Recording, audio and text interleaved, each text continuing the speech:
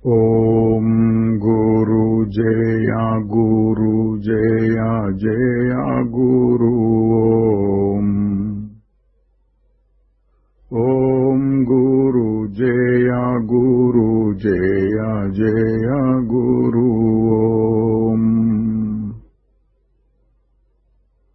ఓం గురు జయ గురు జయ జయ గురు ఓం గురు జయ గురు జయ జయ గురు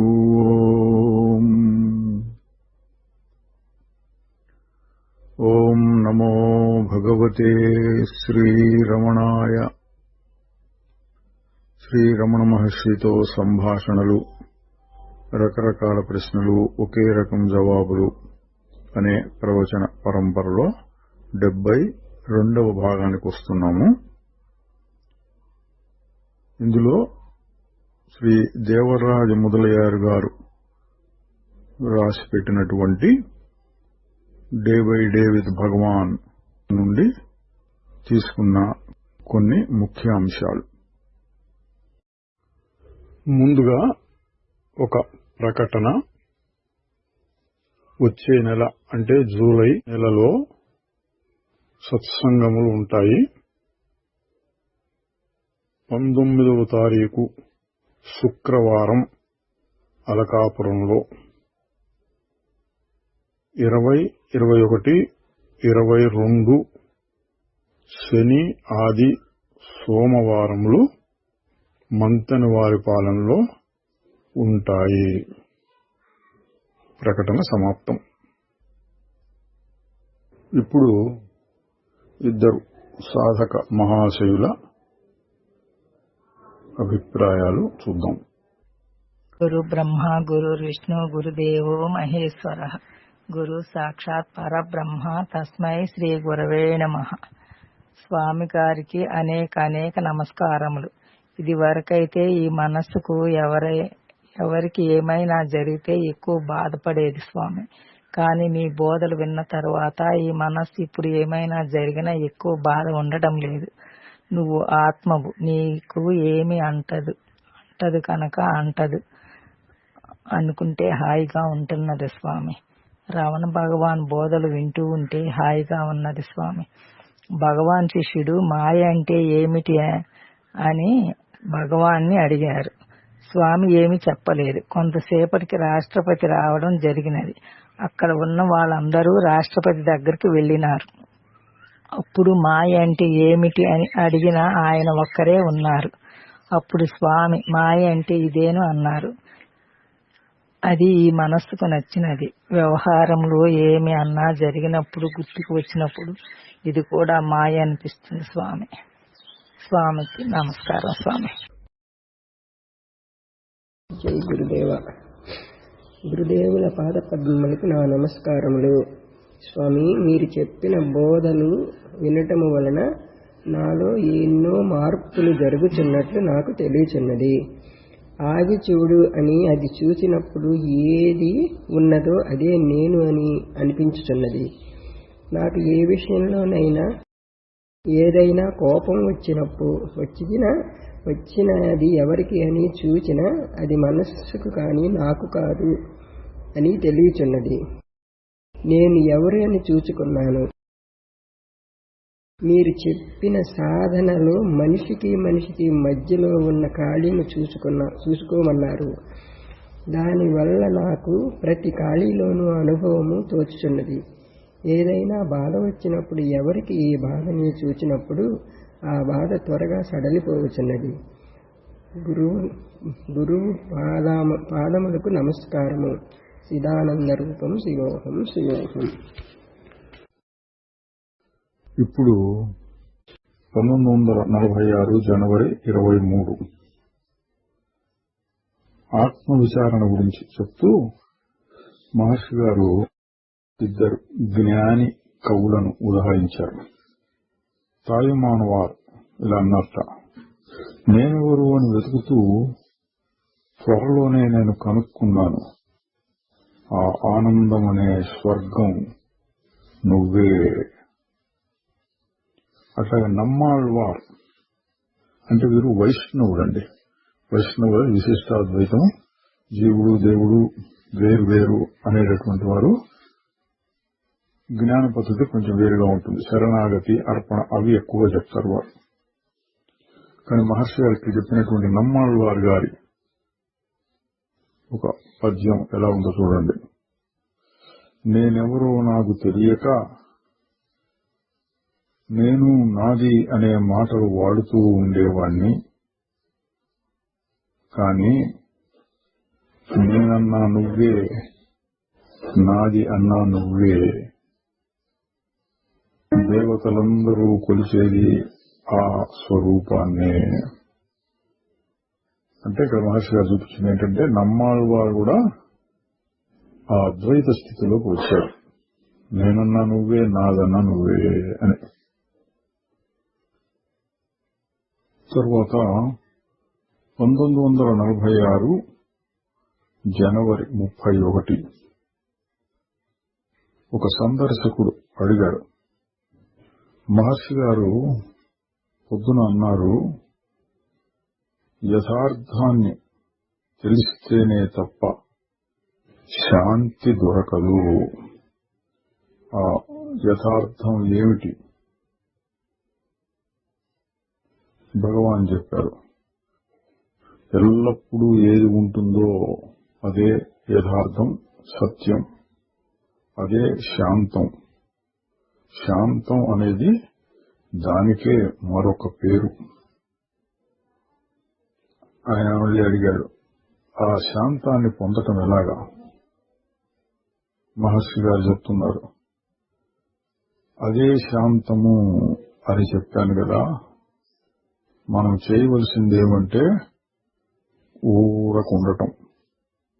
శాంతం మన సహజ స్వభావం, కానీ దాన్ని మనం పాడు చేసుకుంటున్నాం. అందువల్ల మనం చేయవలసిందేమంటే దాన్ని పాడు చేసుకోకుండా ఉండగలగాలి. శాంతాన్ని కొత్తగా సృష్టించుకోవటం కాదు. ఈ గదిలో చాలా చోటు ఉంది. దాని నిండా ఎన్నో వస్తువుని నింపి పెట్టాం. ఇంకా చోటు కావాలి అంటే ఏం చేయాలి? అందులో కొన్నో లేక అన్నినో వస్తువుల్ని తీసి బయటపడేయాలి. అప్పుడు మనకి చోటు తగినంతగా వస్తుంది. అట్లాగే శాంతం బయటపడాలంటే మనస్సులో ఉన్న చెత్త చెదారం అంతా తొలగించాలి. మన శాంతాన్ని ఏది భంగపరుస్తుందో దాన్ని తీసేయాలి. శాంతం ఒక్కటే అసలైన సత్యము. తరువాత 1946 ఫిబ్రవరి 2 సుషుప్తి ఆనందానికి తురీయ స్థితిలోని ఆనందానికి తేడా ఏమిటి అని ప్రశ్న. మహర్షి గారు, ఆనందం అంతా ఒకటే, తేడాలేమీ ఉండవు. అయితే సుషుప్తిలో అది మనకు తెలియకుండా వస్తుంది, స్పష్టంగా గుర్తించలేం. తురీయ అవస్థలో అది మనకి స్పష్టంగా తెలియబడుతూ ఉంటుంది అన్నారు. 1946 ఫిబ్రవరి 17 ఒకరెవరు అడిగారు సృష్టిని గురించి. మన ఉపనిషత్తులు, పురాణాలు, ఇతర శాస్త్రాల్లో సృష్టిని రకరకాలుగా వర్ణించారు. బ్రహ్మదేవుడు సృష్టి చేశాడు, ఆ బ్రహ్మదేవుడు విష్ణువు బొడ్డులో నుంచి వచ్చాడు అంటారు. కాదు, ఆ విష్ణువు కూడా సదాశివుడిలో నుంచి వచ్చారు అని మరొక పురాణం. వీళ్ళందరూ కూడా అమ్మవారు, దుర్గా లేక లలిత అమ్మవారు, ఆవిడ పాద ధూళిలో నుంచి పుట్టుకొచ్చారు వీళ్ళందరూ అని మరొక చోట. పంచభూతాల నుంచి వచ్చింది ఈ ప్రపంచమంతా అని ఒక చోట. మూడే భూతాలు అని మరొక చోట. అణువుల్లో నుంచి పుట్టింది ఇదంతా అని ఒక చోట. ఇట్లా రకరకాలుగా ఉంది శాస్త్రాల్లో. ఆయన అడిగాడు ఏమిటి ఇట్లా ఉంది అని. మహర్షి గారు చెప్పారు, అవును, మనకు పుస్తకాల్లో అన్ని రకాలు దొరుకుతాయి. అసలు సృష్టి అనేది నిజంగా ఉంటే దాని గురించి వివరించవచ్చు. మనకి ఏ వాద వివాదాలు లేకుండా స్పష్టంగా తెలిసేటటువంటి విషయం ఒకటి ఉంది. అదేమిటి? మనము ఉన్నాము. ఆ నేను ఏదో తెలుసుకుంటే సృష్టి నిజంగా జరిగిందా, ఎట్లా జరిగింది అనేది తర్వాత చూడవచ్చు. కొందరు యువకులు వచ్చారు. వారు అడిగారు, మేము అనుసరించవలసిన సరి అయిన మార్గం ఏమిటి? భగవాన్ గారు తన పద్ధతిలో చెప్పారు. మీరు ఒక మార్గాన్ని గురించి అడుగుతూ ఉంటే ఇప్పుడు మీరు ఎక్కడ ఉన్నట్టు, ఇక్కడి నుంచి ఎక్కడికి పోవాలి అనుకున్నట్టు అది తెలిస్తే అప్పుడు అక్కడికి వెళ్ళటానికి దోవ ఏదో మనం చెప్పుకోవచ్చు. అందువలన ముందుగా మీరెవరు, మీరు ఎక్కడున్నారు అనే విషయాన్ని తెలుసుకోండి. నిజానికి మనం చేరవలసింది అంటూ ఏం లేదు. మీరు ఎప్పుడూ ఉన్నవారు ఉన్నట్లుగానే ఉన్నారు. దానిని గుర్తించండి, అంతే చాలు. కాసేపు అయినాక వారిలో ఒకరు మళ్ళీ అడిగారు, నేను జపం అభ్యాసం చేస్తున్నాను, అది సరియేనా అన్నారు. భగవాన్ గారు అన్నారు, మంచిదే, దాన్ని అలాగే చేస్తూ ఉండు. కాసేపు అయినాక భగవాన్ మళ్ళీ అన్నారు, మంత్రజపము క్రమంగా నిన్ను మంత్రమయంగా చేసేస్తుంది. అంటే ఆ మంత్రాన్ని అని అని అని నువ్వే ఆ మంత్రంలాగా అయిపోతావు. ముందు నోటితో పలకటం ఉంటుంది, తర్వాత మనస్సుతో లోపల చేయటం ఉంటుంది, ఆ తర్వాత ధ్యానం ఆగుతూ మళ్ళీ ఆగుతూ వస్తూ ఉంటుంది. కొంతకాలం అయిన తర్వాత అది అంతరాయం లేకుండా ఒకే రీతిగా నడుస్తుంది. తరువాత ఆ ధ్యానం నీ ప్రయత్నం లేకుండానే జరుగుతున్నది అని గ్రహిస్తావు. అది నీ యొక్క సహజ స్వరూపము. అటువంటి ధ్యానం అంటే ప్రయత్నం లేకుండా జరిగిపోతూ ఉండేది, దాన్ని గమనిస్తూ ఉండేది నువ్వు. అదే నీ యొక్క అసలు స్వరూపము. ఆ స్థితి కలిగే వరకు ప్రయత్నం కావాలి. అంటే అడిగిన వారికి సరిపోయేటట్టుగా జపం మంచిదే చేస్తూ ఉండు అని చెప్పారు. తరువాత 1946 మార్చి 1 డాక్టర్ సయ్యద్ అనే ఆయన, ఇంతకుముందు కూడా మనకు చాలాసార్లు వచ్చారు, ఈయన అడిగారు, పూర్తి శరణాగతి లేక అర్పణ అనేది చేయాలంటే దేని మీద కోరిక లేకుండా పోవాలి, చివరకు దేవుడు లేక మోక్షం మీద కూడా కదా అని అడిగారు. భగవాన్, అవును, పూర్తి శరణాగతి అంటే నీ సొంత కోరిక ఏమీ ఉండకూడదు, ఈశ్వరేచ్ఛయే అంతా. ఆయన అడిగారు, ఈ విషయం నాకు బాగా అర్థమైంది, ఆ విధంగా శరణాగతి చేయడానికి నేనేం చేయాలి? భగవాన్ అన్నారు, ఇప్పుడు చెప్పే విషయమే, నేనెవరు అని వెతికి దాని మూలాన్ని కనుక్కోవాలి. రెండవ పద్ధతి, ఓ దేవుడా, నేను నిస్సహాయంగా ఉన్నాను, నాకు నేనేమీ చేసుకోలేను అన్న స్థితి వచ్చినప్పుడు మరొక దానిని గురించి ఆలోచించకుండా తన బాధ్యత బరువు అంతా దేవుడి మీద వేయటం కుదురుతుంది.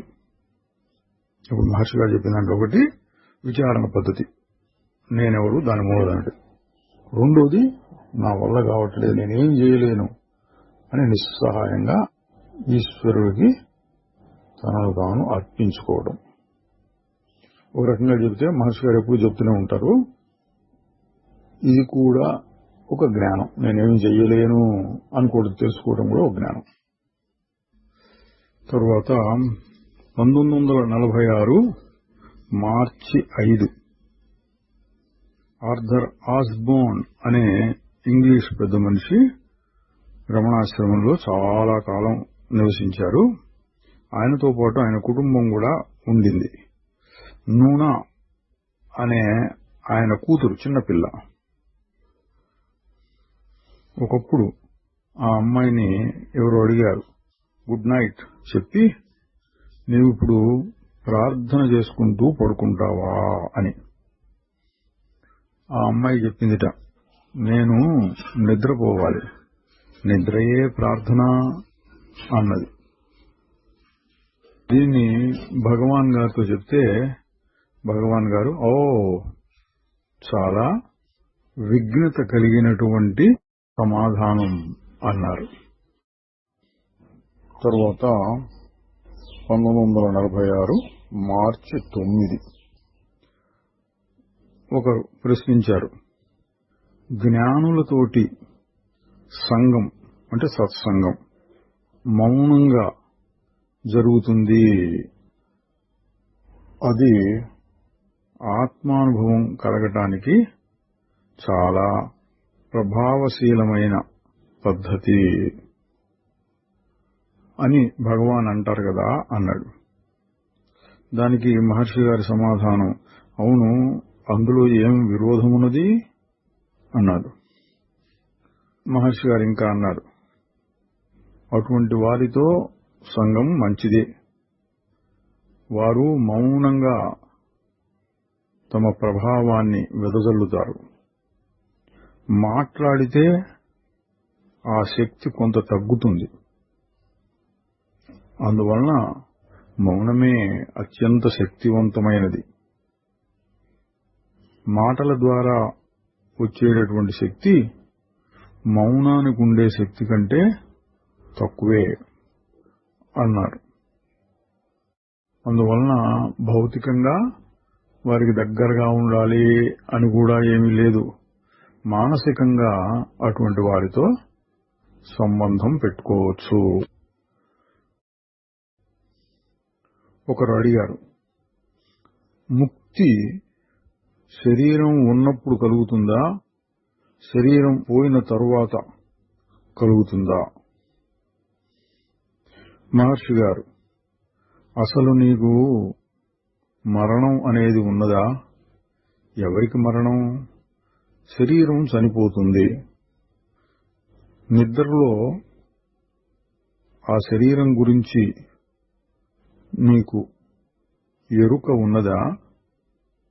శరీరం లేదు, కానీ నిద్రలో నువ్వు ఉన్నావు. నువ్వు మేల్కొన్నప్పుడు మళ్లీ శరీరం వచ్చింది. మేల్కొన్న స్థితిలో కూడా నువ్వు ఉంటున్నావు. అంటే నిద్రలోనూ మెలకువలోనూ రెండు స్థితుల్లోనూ నువ్వు ఉన్నావు. కానీ శరీరం నిద్రలోని అనుభవంలో ఉండదు, మెలకువలోనే ఉంటుంది. అందువలన అది ఎప్పుడూ ఉండని పదార్థం. ఒకప్పుడు వచ్చి ఒకప్పుడు లేకుండా పోతుంది. కనుక అది సత్యము కాదు. నీవు ఎల్లప్పుడూ ఉంటావు. కనుక నీవు మాత్రమే యథార్థమైన సత్యం. తరువాత 1946 మార్చి 15 మహర్షి గారు ఎవరు అడిగితే అన్నారు, మోక్షం అనేది మన యొక్క సహజ స్థితి. అది మనకే మరొక పేరు. అంటే నేను అన్న మోక్షం అన్న ఒకటే అన్నట్టుగా చెప్తున్నారు. మోక్షం కావాలి అని మనం అడగటమే ఒక విచిత్రమైన పరిస్థితి. ఒక మనిషి నీడలో ఉన్నాడు, కావాలని నీడను వదిలి ఎండలోకి వెళ్ళాడు. అది తీవ్రంగా ఉంటే భరించలేక తిరిగి మళ్లీ నీడలోకి వచ్చాడు. అప్పుడు అనుకున్నాడు, అబ్బా ఈ నీడ ఎంత హాయిగా ఉన్నది అని. మనం కూడా అంతే. అంటే ఏంటంటే మన సహజ స్వరూపాన్ని భ్రాంతి చేత భ్రమల చేత వదులుకుని దేహం మీద పడి ప్రపంచం మీద పడి తిరిగి మళ్లీ అక్కడ దుఃఖం తోసంగానే వెనక్కి వచ్చేస్తే మన స్వరూపంలో మనం హాయిగా ఉంటాం. అది నీడలోకి రావటం లాంటిది. తర్వాత 1946 మార్చి 18 ఒక ఆయన సమయం అంటే కాలం గురించి చెప్పాడు. పురాణాలు మొదలైన వాటిల్లో కలియుగం ఇన్ని వేల సంవత్సరాలు ఉంటుంది, మరొక యుగం అంతకంటే ఎక్కువగా ఉంటుంది, ఇప్పటికి ఇన్ని వేల సంవత్సరాలు అయిపోయినాయి, ఇంకా ఇన్ని వేల సంవత్సరాలు ఉన్నాయి, ఈ విధంగా చెప్తూ ఉంటారు. ప్రస్తుతం మనం ఉన్న యుగం ఎప్పుడు అంతమవుతుందో చెప్పండి అన్నారు. చూడండి, పురాణాలు చదివించిన వాళ్ళ ప్రశ్న అనమాట. ఈ యుగం ఎప్పుడు అంతమవుతుంది అని మహర్షి గారి పద్ధతిలో చెబుతున్నారు. నేను కాలం అనే దాన్ని నిజమని అనుకోను. నాకు ఇటువంటి విషయాల్లో అంత ఆసక్తి ఉండదు. భూతకాలము, గడిచిపోయిన యుగాలు, వాటి గురించి మనకేం తెలియదు. అట్లాగే రాబోయే దాని గురించి కూడా ఊహించడమే గాని మనకి నిజంగా తెలియదు. మనకి బాగా తెలిసిందల్లా వర్తమానం ఇది ఉన్నది. దీని గురించి మనం చక్కగా అర్థం చేసుకోవాలి. అప్పుడు అన్ని రకాల అనుమానాలు ఆగుతాయి. కాసేపు ఆగి మళ్లీ అన్నారు, కాలము దేశము ఎప్పుడూ మారుతూనే ఉంటాయి, కానీ శాశ్వతంగా మార్పు లేకుండా ఒకటి ఉంటుంది. తరువాత 1946 మార్చి 22 భగవాన్ చెప్పారు, ఎవరు ఏ విధమైన పద్ధతిలో సాధనలు చేస్తూ ఉండినా నేను అన్నదాన్ని వదిలించుకోలేరు. కర్మ చేసినా నేను నిష్కామ కర్మ చేయాలి, లేక భక్తి మార్గంలో అయినా దేవుడి కోసం తపించేటటువంటి నేను ఒకటి ఉండాలి. ఇక జ్ఞాన మార్గంలో అయితే నేనెవరు అన్నదాన్ని మూలం వెతకాలి. అందువలన ఏ పద్ధతి ఆచరించే వాళ్ళకైనా నేను అన్నదాన్ని తెలుసుకోవటం అవసరమే.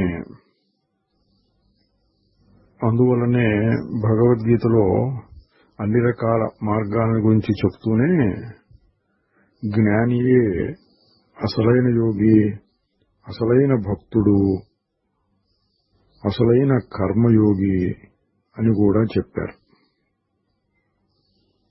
తరువాత 1946 మార్చి 24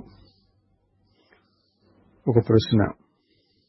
మహాభౌతికవాదులు అంటే కనపడేదే నిజం, వేరే ఏం లేదు అనేవారు నాస్తికులు అని కూడా అనొచ్చు. వారితో మనం ఏ విధంగా వ్యవహరించవచ్చు అంటే వారికి బోధించాలా బోధించకూడదా ఏంటివి అని మహర్షి గారు చెప్పారు. అటువంటి వారు క్రమంగా మెట్టుమెట్టుగా వస్తారు ఆత్మ దగ్గరికి. మొదట్లో వాళ్ళు భరించలేని కష్టాలు వచ్చినప్పుడు తన శక్తికి మించినటువంటి శక్తి ఏదో ఉన్నదని, తన ఇష్టం ప్రకారం కాకుండా ఆ శక్తి ప్రభావం వలనే అన్నీ నడుస్తున్నాయని అనుకుంటాడు. ఆ తర్వాత క్రమంగా దేవుని యందు విశ్వాసం, పూజలు మొదలైన కర్మకాండ, జపము, కీర్తనము, ధ్యానము అవన్నీ వచ్చి చివరికి విచారణ వస్తారు. అంటే ఇక్కడ మహర్షి గారి అభిప్రాయం ఏంటి? నాస్తికుల్ని ఏదో రకంగా లాక్కొచ్చి లేదా వాళ్ళతో వాదించి వాళ్ళని ఓడించి వాళ్ళని ఆత్మజ్ఞానం వైపుకు తీసుకురావాలి అని అనుకోకు. క్రమంగా వాళ్లే వస్తారు. వాళ్ళంతా వాళ్ళకి అనిపించాలి. ఎప్పుడు అనిపిస్తుంది? తట్టుకోలేని పరిస్థితులు వచ్చినప్పుడు, నిస్సహాయ స్థితి కలిగినప్పుడు వాళ్ళలో కొంత మార్పు వస్తుంది అన్నారు.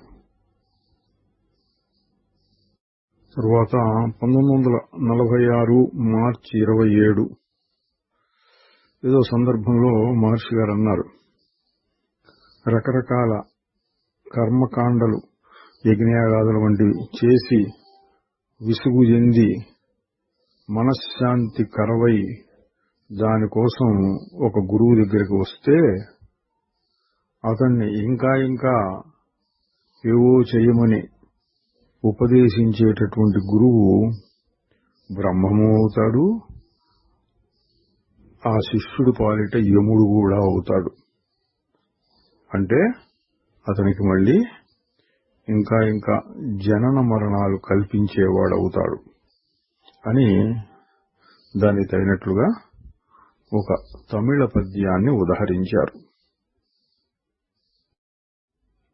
తరువాత 1946 మార్చి 29 ఒక సందర్శకుడు అడిగిన ప్రశ్న, ఈ మనస్సుని ఇంద్రియ సుఖాల నుండి మరలించి విషయ సుఖాల కంటే చాలా ఎక్కువ అని చెప్పబడుతున్న ఆత్మానందాన్ని పొందేటట్లు చేయటం ఎట్లా? మహర్షి గారు చెప్పారు, దానికి ఒకే ఒక పద్ధతి ఉన్నది. మనస్సుని దానియందు, దానియందు అంటే ఇంద్రియ సుఖాలకు అతీతంగా ఉన్న ఆనందమునందు మునిగేటట్లు చేయాలి, అందులో కలిసిపోయేటట్లు చేయాలి. దాని మీద నీ దృష్టి ఏకాగ్రంగా పెడితే ఇంద్రియాల మీద ఉండేటటువంటి ఆకర్షణలు వాటంతట అవి తగ్గిపోతాయి. ఇది మహర్షి గారు ఎప్పుడు చెప్పేదేనండి, చాలా ముఖ్యం కాబట్టి మళ్ళీ చూస్తున్నాం. వాసనలు బయటికి లాగుతూ ఉంటాయి. దీన్ని ఎట్లా జయించాలి, దీన్ని ఎట్లా తీసేయాలి అని ఆ విధంగా బాధపడకుండా ఎవరికి ఈ వాసన, ఎవరికి ఈ కోరిక అనగానే నేనంటే ఎవరు అని మళ్లీ మళ్లీ లోపలికి తీసుకెళ్తూ ఉండాలి. అట్లా క్రమంగా మనస్సు లోపల ఉన్న సుఖాన్ని ఆనందించడం అలవాటు పడితే తర్వాత దానంతట అది ఇంద్రియ సుఖాల మీద విముఖత పొందుతుంది. అబ్బా అదే బాగుంది, ఇది ఎందుకు నాకు అని. తరువాత 1946 ఏప్రిల్ 10 ఒకరు అడిగారు, జ్ఞానోత్తర భక్తి అంటే అన్నిటిలోనూ పరబ్రహ్మమును అంటే దేవుణ్ణి, పరమాత్మని చూడటం కదా అన్నారు. సర్వం కల్విదం బ్రహ్మ అన్న దృష్టితో చూస్తూ ఉండటం జ్ఞానోత్తర భక్తి అని పేరు పెట్టారు. జ్ఞానము తర్వాత కలిగేటటువంటి భక్తి అని మనకి భగవద్గీతలో కూడా వస్తుంది. బహూనాం జన్మనామంతే, చాలా జన్మల తర్వాత జ్ఞానం వెలిగినటువంటి వాడు వాసుదేవ సర్వం, ఈ సర్వము వాసుదేవుడే అని గుర్తిస్తాడు అని. ఈ అడిగిన ఆయన దాన్ని దృష్టిలో పెట్టుకుని అడిగినట్టున్నారు. మహర్షి గారు తన పద్ధతిలో చెప్తున్నారు, ఇవన్నీ ఊరికే మాటల తేడాలు. నువ్వు దాన్ని జ్ఞానోత్తర భక్తి అనొచ్చు, భక్తి ఉత్తర జ్ఞానము అనొచ్చు. నిజానికి అన్నిటి యందు పరమాత్మని చూడాలి. కానీ అన్నిటి యందు పరమాత్మను చూడాలి అనే మాట కూడా అంత సరైనది కాదు. చివరి స్థితి ఏమంటే అక్కడ చూడటము లేదు, చూడబడేది లేదు, దేశము లేదు, కాలము లేదు, ఉన్నదంతా ఒక్క అనంతమైన నేత్రం. అంటే శుద్ధ చైతన్యాన్ని ఇక్కడ నేత్రం అన్నారు, అదే ఉంటుంది. ఇది కూడా అప్పుడప్పుడు చెప్తూ ఉంటారు మహర్షి గారు.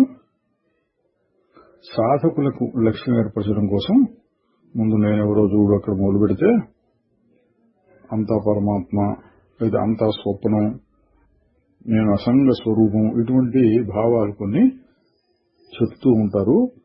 వాటిని మనం గట్టి చేసుకోవాలి. అనుభవంలో చూసుకుంటూ, సిద్ధాంతంలో విమర్శించుకుంటూ ఆ భావాన్ని గట్టి చేసుకోవాలి. అయితే చివరి మెట్టేంటి? ఏ భావము లేకుండా ఉండటం. అది ఎట్లా వస్తుంది? ఒక్కసారిగా అది వస్తుందా అంటే చాలా కష్టం. ఎవరికైనా వస్తుందేమో కొంతమందికి. మన పురాణాల్లో వాటిల్లో సుఖ మహర్షి, జనక మహారాజు ఇట్లాంటి వాళ్ళని చెప్పేవాళ్ళు.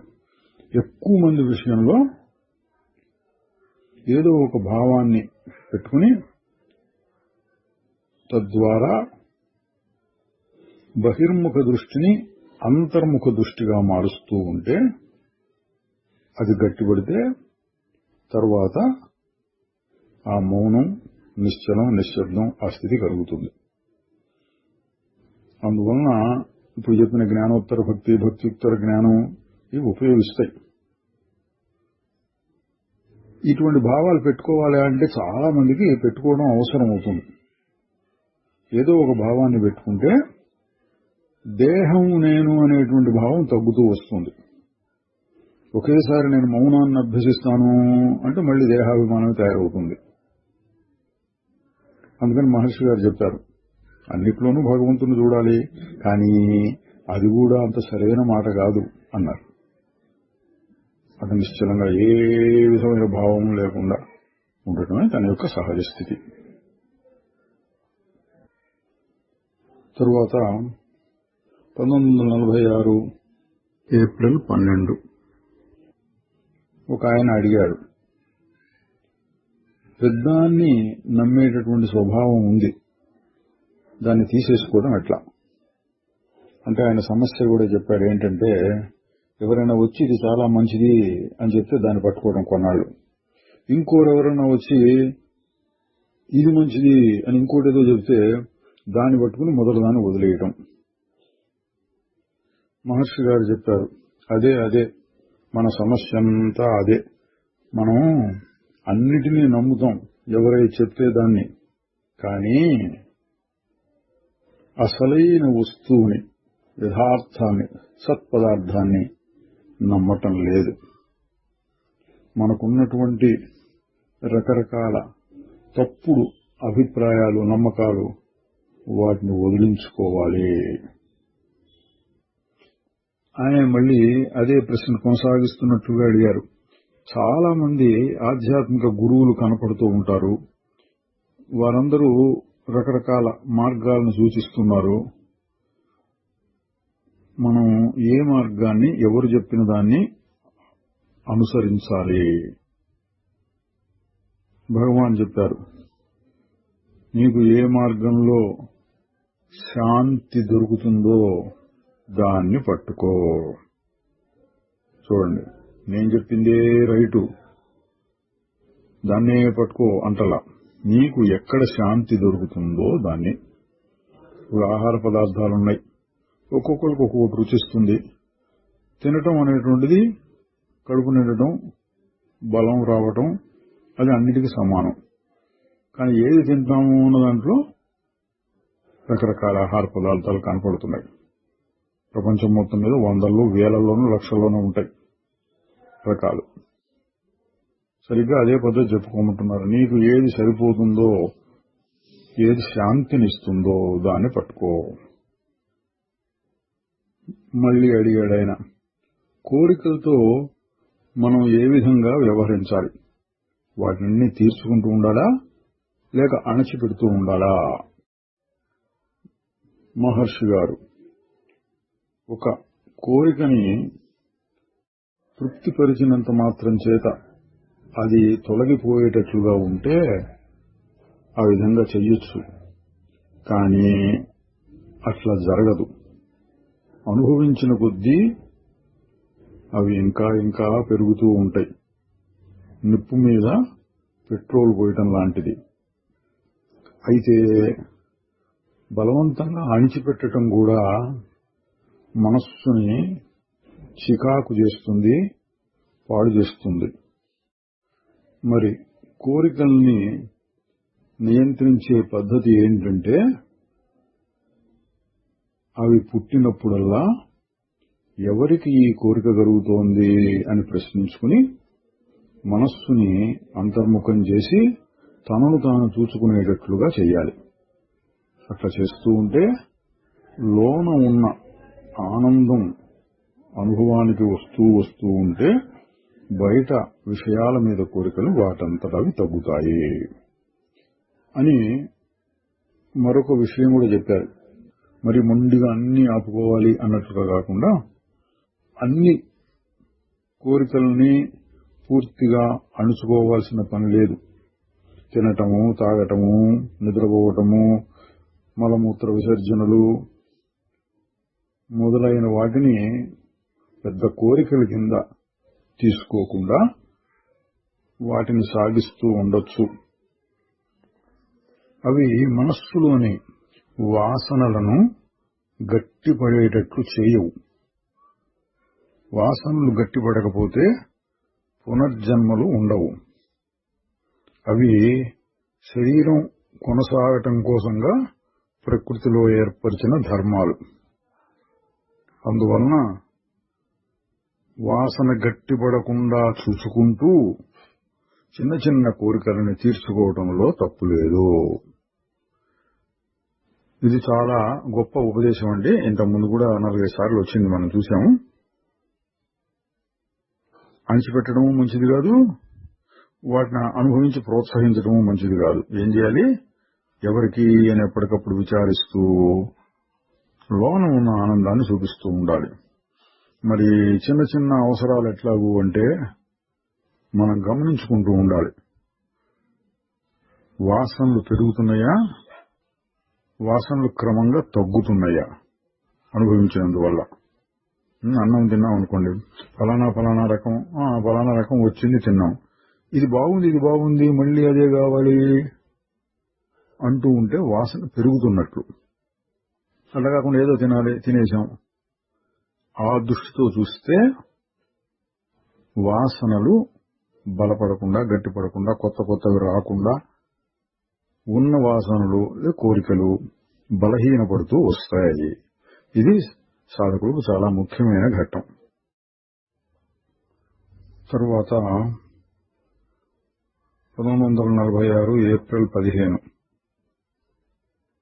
భగవాన్ గారి దగ్గరికి వచ్చి రకరకాల నమస్కారాలు, కొందరు ఆయన చుట్టూ ప్రదక్షిణలా చేయడం, కొందరు సాష్టాంగపడడం, కొందరు మోకాళ్ళ మీద ఉండటం, ఇట్లా రకరకాలుగా చేస్తూ ఉంటారు.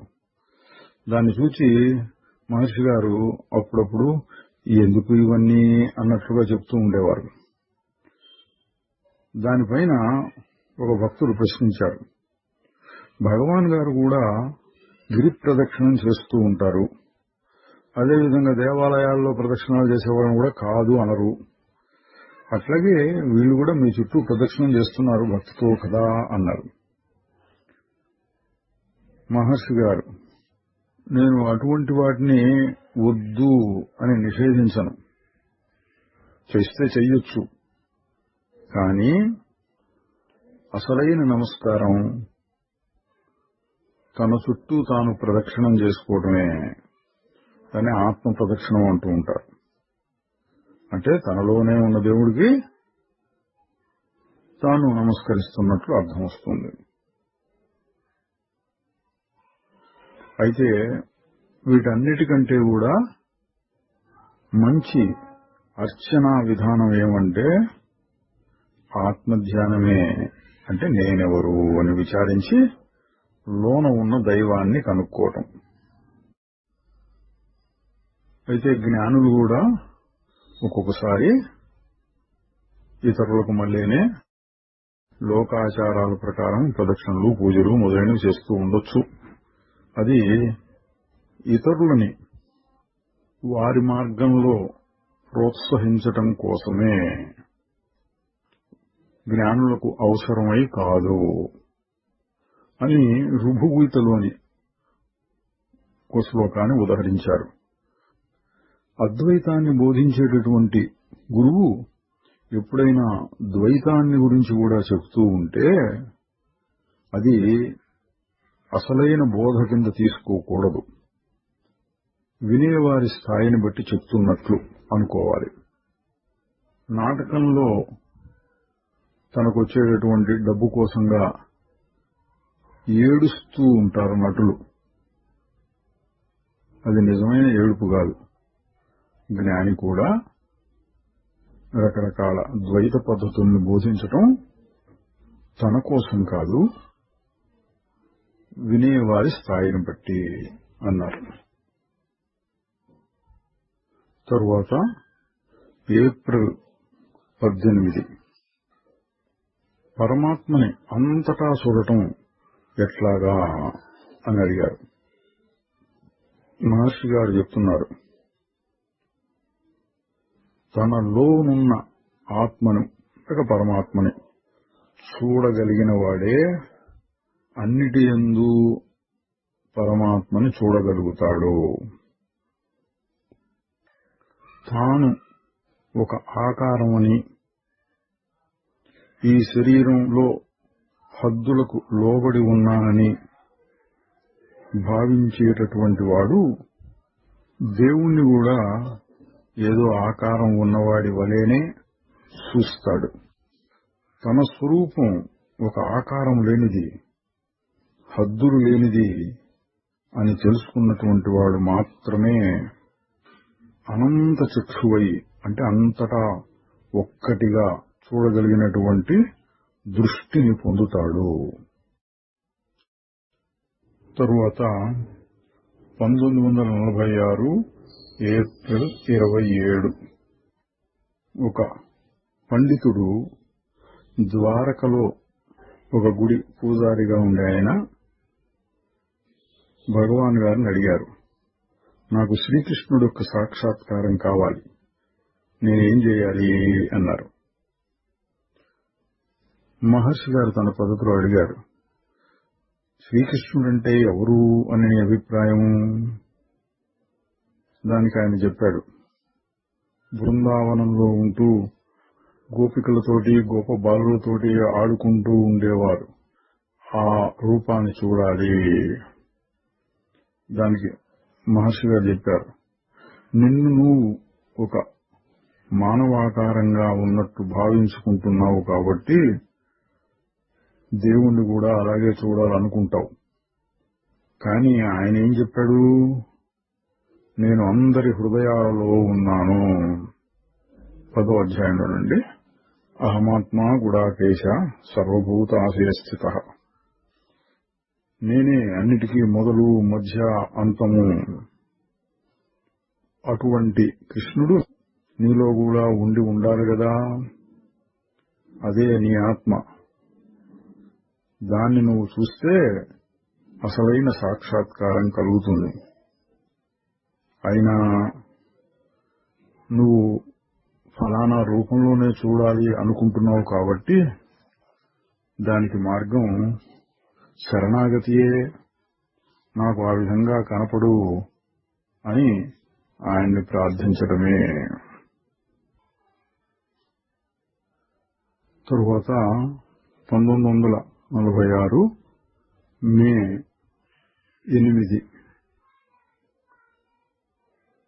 ఎవరో అడిగారు. చాలా మంది అడిగిన ప్రశ్న, చాలా మందికి మహర్షి గారు అదే రకంగా చెప్పిన సమాధానం.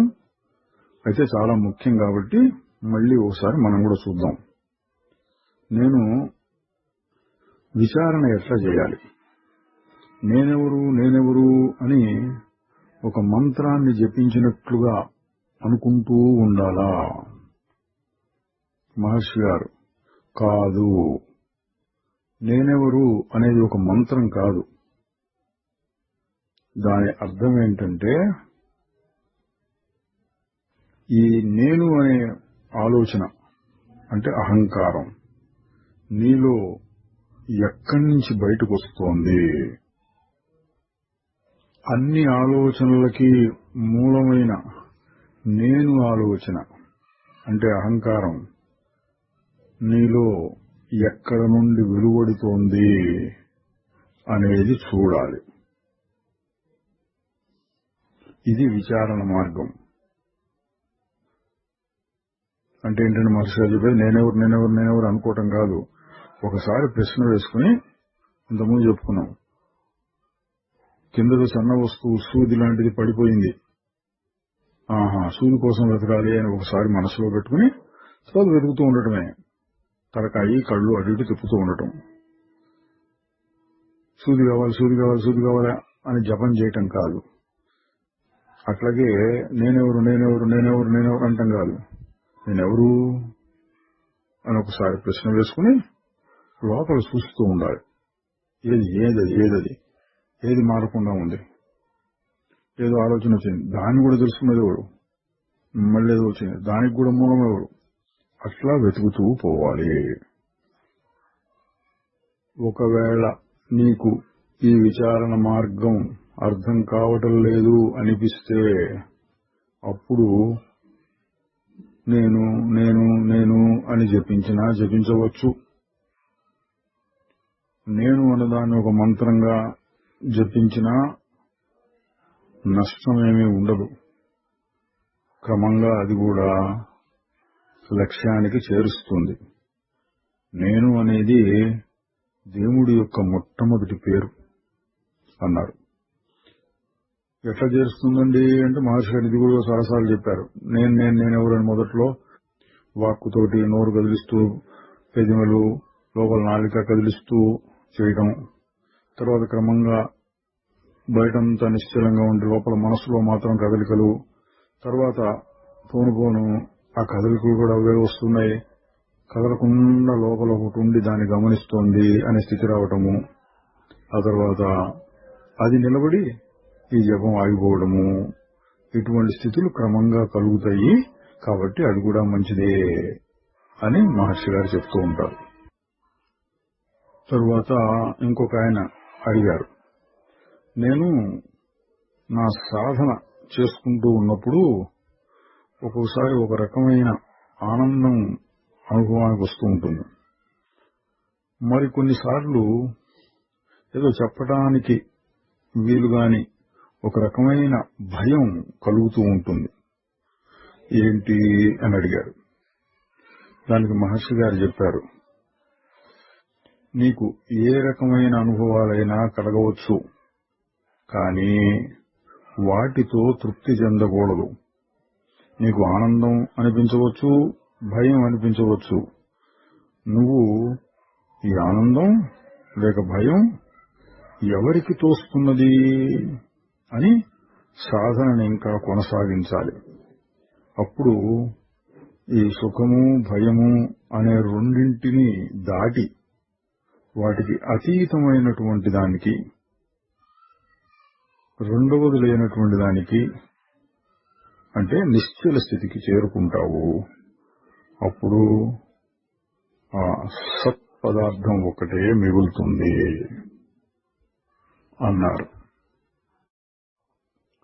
తరువాత మే 9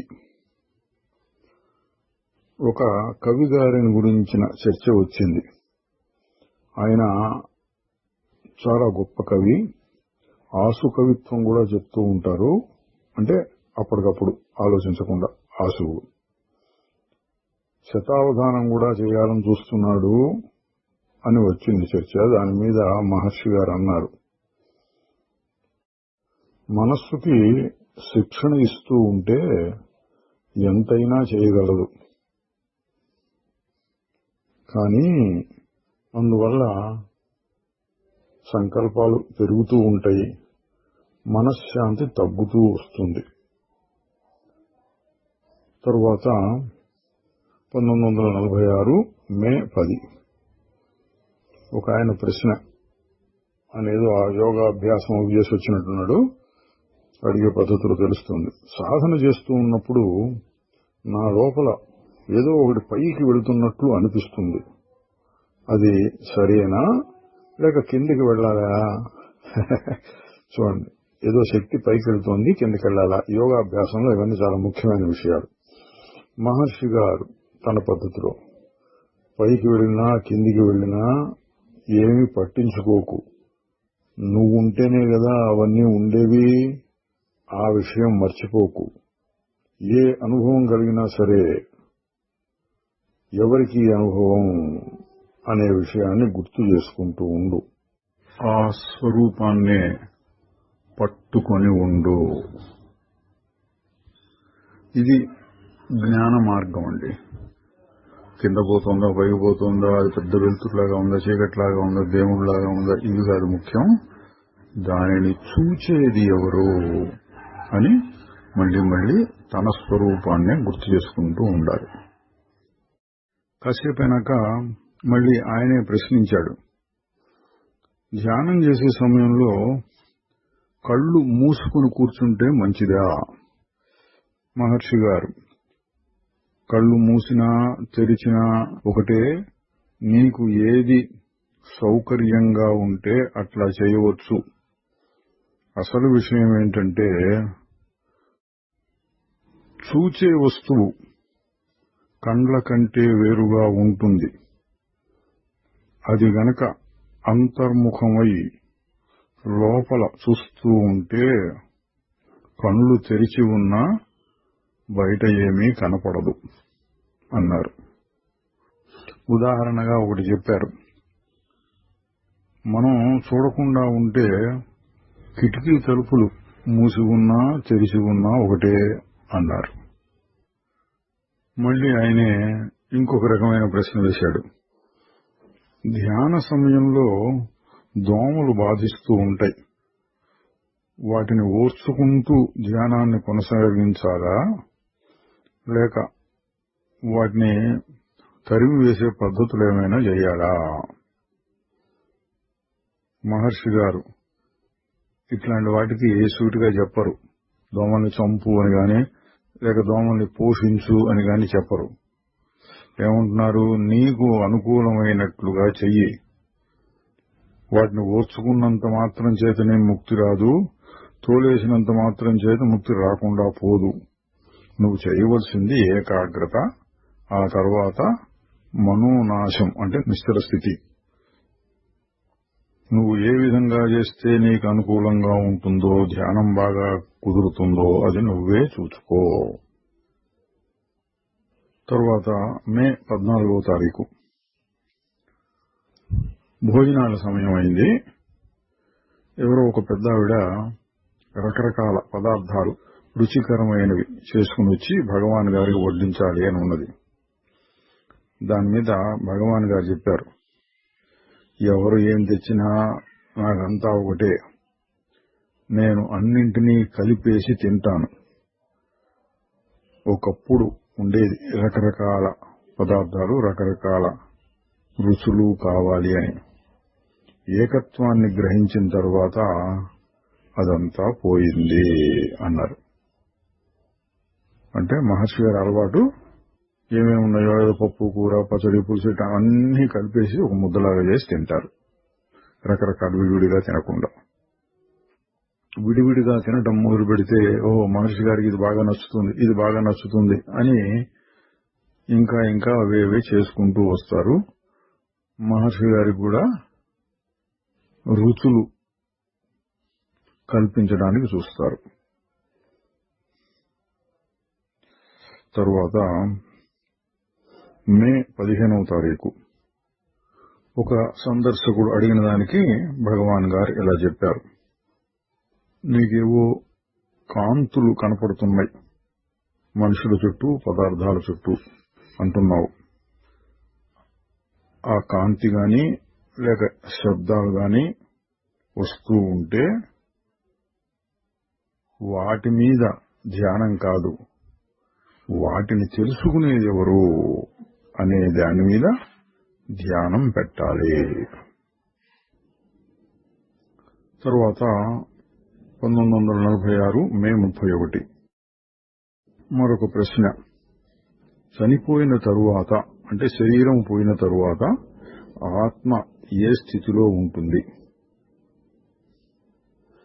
భగవాన్ గారు అన్నారు, నువ్వు ప్రస్తుతం ఉన్న జీవితాన్ని అర్థం చేసుకో. చనిపోయిన తర్వాత ఏమవుతుంది అని ఎందుకు? వర్తమానంలో నువ్వు ఎవరివి ఇది తెలుసుకుంటే అన్నీ తెలిసినట్లే. దీని అర్థం ఎప్పుడు చెప్పేదే, నువ్వెవరో ఇప్పటికిప్పుడు తెలుసుకో. తరువాత జూన్ 1 మరొకరు వ్యవహారము, ధ్యానము, అందులో దూరటము, సంఘము ఇటువంటి వాటిని గురించి అడిగారు. మహర్షి గారు చెప్పారు, ప్రస్తుతం నువ్వు చేస్తున్న నీ ఆఫీసు ధర్మాలు లేక జీవితంలో నీ గృహస్థ ధర్మాలు అవి నీ ఆధ్యాత్మిక కృషికి అడ్డం వస్తాయని ఎందుకు అనుకుంటావు? ఇది చూడు, నువ్వు ఆఫీసులో చేసే పనికి ఇంట్లో చేసే పనులకి తేడా ఉంటుంది. ఆఫీసులో పనిచేసేటప్పుడు జాగ్రత్తగానే చేసినా దానివల్ల వచ్చేటటువంటి లాభ నష్టాలను గురించి నువ్వు బాధపడవు. అది నీకు ఉద్యోగం ఇచ్చిన వాళ్ళు చూసుకుంటారు. అదే ఇంటికి వచ్చిన తరువాత అయితే ఇది అది నాది అనుకుంటూ వాటి మీద సంఘం చెందుతావు.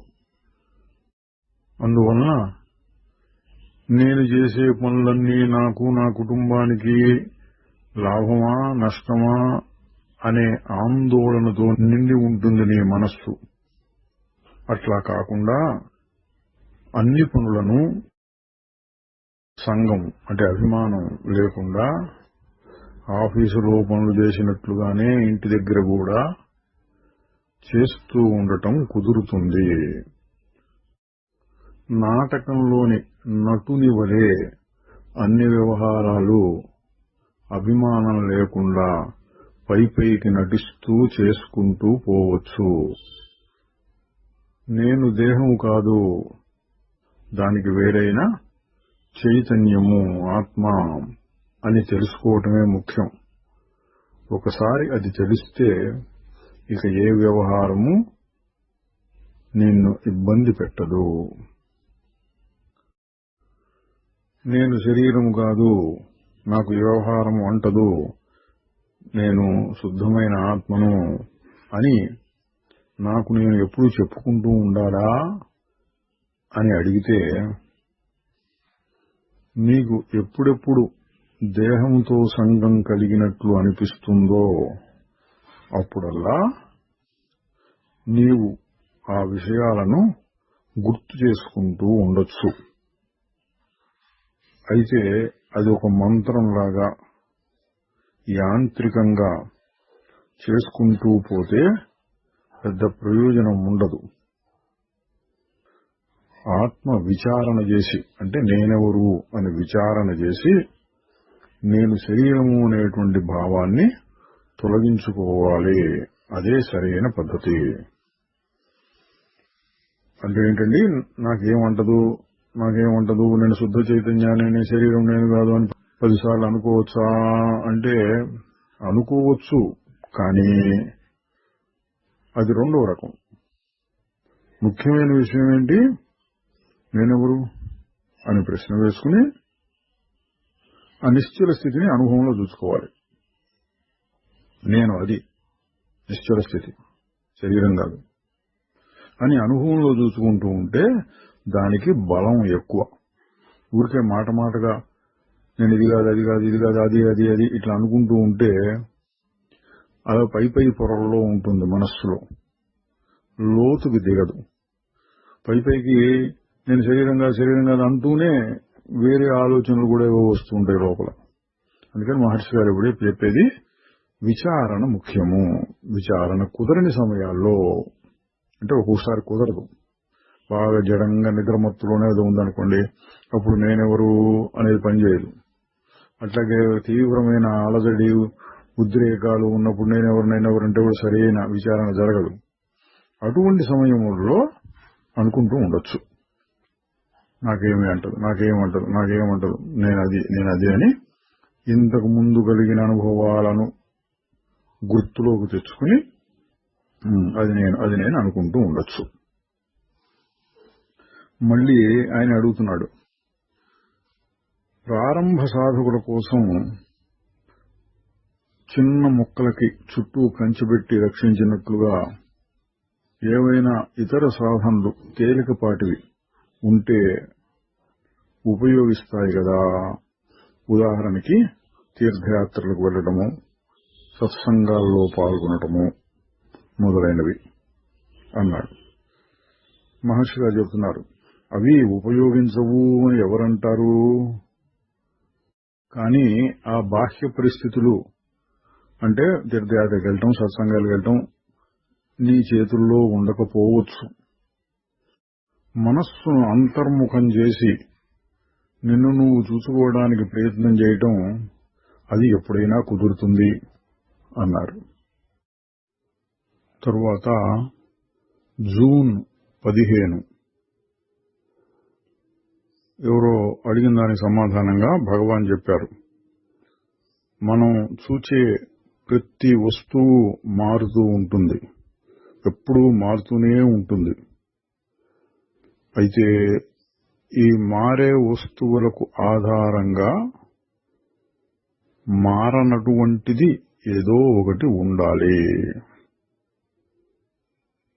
దీని మీద మళ్లీ ప్రశ్న వచ్చింది, అన్నీ మారుతుంటే ఏదో ఒకటి మారకుండా ఉండేది ఉండాలి అని ఎట్లా చెప్పగలం మనం? దానికి భగవాన్ అన్నారు, ఇది ఊరికే ఆలోచించటము, యుక్తులతో నిరూపించటము, ఊహించటము కాదు. నేను మారటం లేదు అనేది అందరి యొక్క అనుభవం. ఎట్లా? నిద్రలో, జాగ్రత్త, స్వప్న, సుషుప్తి మూడవస్థల్లోనూ అనుభవాలు మారుతూ ఉన్నప్పటికీ మూడింటిని ఒకటిగా చేసి నా అనుభవం అని చెప్తూ ఉండేటటువంటి నేను ఒకటి ఉన్నది, అది మారటం లేదు, అవస్థలు వస్తూ పోతూ ఉన్నాయి అన్నారు. తరువాత 1946 జూన్ 19 మరణం గురించి, మరణం తర్వాత ఏమవుతుంది అనే దాని గురించి ఒక చర్చ వచ్చింది. మహర్షి గారు అన్నారు, ప్రతివారు మరణాన్ని గురించి తెలుసుకోవాలనుకుంటారు, జీవితం తర్వాత మరణం. అయితే అంతకంటే అద్భుతమైంది రోజూ చూస్తూనే ఉన్నాం, అది జాగ్రత్త, సుషుప్తి అంటే మెలకువలో ప్రస్తుతం ఉన్న స్థితి, గాఢ నిద్ర. ఇవి రోజూ వస్తూ పోతూనే ఉన్నాయి, ఇవి అద్భుతం కాదా అన్నారు. తరువాత ఒక ఆయన భారతీయుడే విదేశాల్లో ఉంటున్నాడు. మహర్షి గారిని సలహా అడిగారు, నేను విదేశాల్లోనే ఉండిపోనా లేక భారతదేశానికి తిరిగి రానా? మహర్షి గారు చెప్పారు, దీని గురించి ఎక్కువగా ఆలోచించకు, ఎట్లా రాసిపెట్టి ఉందో అది జరుగుతుంది. తరువాత జూన్ 20 ఒక ఆయన అడిగారు, నేను ఈ శరీరం కాదు అని చెప్తున్నారు, మరైతే ఈ శరీరం చేసే పుణ్య పాపాలకు నా బాధ్యత లేదు కదా అన్నారు. దాని మీద మహర్షి గారు చెప్పారు, నీవు శరీరం కాకపోతే నేను కర్తను అనే భావం నీకు కలగకుండా ఉంటే నువ్వు చేసే మంచి చెడు పనులు నీకు అంటవు. నేను ఇది చేస్తున్నాను, అది చేశాను అనే భావం నీకు ఉన్నంత వరకు పుణ్యపాపాలు నీకు తగులుతాయి. తర్వాత జూన్ 27వ తారీఖు ఎవరో అడిగారు, దేవుడికి మనం చేయవలసింది ఉంది, దాన్నే కైంకర్యము అంటారు. అంటే దేవునికి సేవలు. ఇప్పుడు కూడా మనం చూస్తూ ఉంటాం, పెద్ద పెద్ద గుళ్ళల్లో పొద్దున్నే సుప్రభాతం దగ్గర నుంచి రాత్రి మళ్లీ పవ్వళింపు సేవ వరకు మధ్యలో ఎన్నో ఉపచారాల్లాగా చేస్తూ ఉంటారు. అదంతా దేవుడికి మనం చేసేటటువంటి సేవ అనుకుంటారు. మహర్షి గారు దాని మీద కొంచెం హాస్యంగా చెప్పారు. ఓహో, దేవుడు నీ సేవ లేకపోతే ఉండలేడన్నమాట. అట్లా కాదు. దేవుడు ఏమంటాడంటే, నువ్వెవరు నాకు సేవ చేయడానికి? అసలు నేను నీలోనే ఉన్నాను, నువ్వెవరివి? ఈ విషయాన్ని అనుభవపూర్వకంగా తెలుసుకోవటమే నిజమైన సేవ. శరణాగతి లేక అర్పణ అనేది వైష్ణవ మతంలో ముఖ్యమైన సూత్రం. కానీ జరుగుతున్నది ఏమిటి? ఎవరో ఒక గురువు దగ్గరికి వెళ్తారు, గురు దక్షిణ ఇస్తారు, ఓ మంత్రోపదేశం పొందుతారు, ఆయన ఎదురకుండా చెప్పాలి, నేను అర్పణ చేసుకుంటున్నాను, శరణాగతి పొందుతున్నాను అని. కానీ శరణాగతి పొందుతాను అన్నప్పుడల్లా అహంకారం లేస్తూనే ఉంటుంది. అహంకారాన్ని చంపటం అంత సామాన్యమైన విషయం కాదు. దేవుడే ఆయన అనుగ్రహం చేత మనస్సును అంతర్ముఖం చేసి శరణాగతి అనేదాన్ని మన చేత చేయించుకోవాలి. అది జరగాలంటే ఇంతకు ముందు జన్మల్లోనే దానికి తగిన సాధనలు చేసిన వారై ఉండాలి అన్నారు. తరువాత 1946 జూన్ 28 ఒక మహిళ మహర్షి గారికి రాసి ఇచ్చింది, నాకు శాస్త్రాలు గ్రంథాలు తెలియవు, మీరు చెప్పే ఆత్మ విచారణ అంటే నేనెవరు అనే విచారణ నాకు చాలా కష్టంగా అనిపిస్తోంది. నేను 7 పిల్లలతో ఇంటి పనులతో సతమతమవుతూ ఉండే స్త్రీని. నాకు ధ్యానం మొదలైనవి చేయడానికి సమయం దొరకదు. నాకు ఏదైనా తేలికపాటి ఉపదేశం చెప్పమని భగవానుని ప్రార్థిస్తున్నాను. దానికి సమాధానంగా భగవాన్ అన్నారు, పాండిత్యము, శాస్త్ర జ్ఞానము ఇవన్నీ ఆత్మను తెలుసుకోవటం కోసం అవసరం లేదు. ఒక అద్దం లేకపోతే నీకు నువ్వు తెలియవా? చూడండి, మనందరం అద్దాలు ఉపయోగిస్తాం దేనికి? ముఖం చూసుకోవటానికని. కానీ నేను అన్న అనుభవం పొందడానికి అద్దం అక్కర్లా, నేను అని అనిపిస్తూనే ఉంటుంది. కొద్దిగా అటు ఆగితే చాలు నేను అని అనిపిస్తూ ఉంటుంది లోపల నుంచి. మనకున్న జ్ఞానమంతా ఇదంతా అనాత్మ అని తెలుసుకుని దాన్ని వదలటానికే. ఇంటి పనులు ఇతర బాధ్యతలు దానికి అడ్డంకి కావు. నీవు ఏమీ చేయలేకపోతే కనీసం ఇంత మాత్రం చేస్తూ ఉండు. నేను నేను నేను అని నీలో నువ్వు అనుకుంటూ ఉండు. నువ్వు ఏ పని చేస్తూ ఉన్నా, కూర్చున్నా, నిలబడ్డా, నడుస్తూ ఉన్నా నేను నేను అనుకుంటూ ఉండు. నేను అనేదే దేవుని యొక్క పేరు. అన్ని మంత్రాల్లోకి ఇదే ఉత్తమమైన మంత్రం. ఓం అనేది కూడా దాని తర్వాతనే. ఈ విషయం ఇంత ముందు కూడా 2-3 సార్లు వచ్చిందండి. దేవుని యొక్క అసలు పేరు నేను అన్నారు. ఎందుకని మనం కథల్లో పురాణాల్లో అట్లాంటి వాటిలో చూస్తే ఎవరో తపస్సు చేశారు, దేవుడు ప్రత్యక్షమై ఏమంటాడు, నువ్వు చేసిన తపస్సుకు నేను సంతోషించాను, ఏదైనా వరం కోరుకో.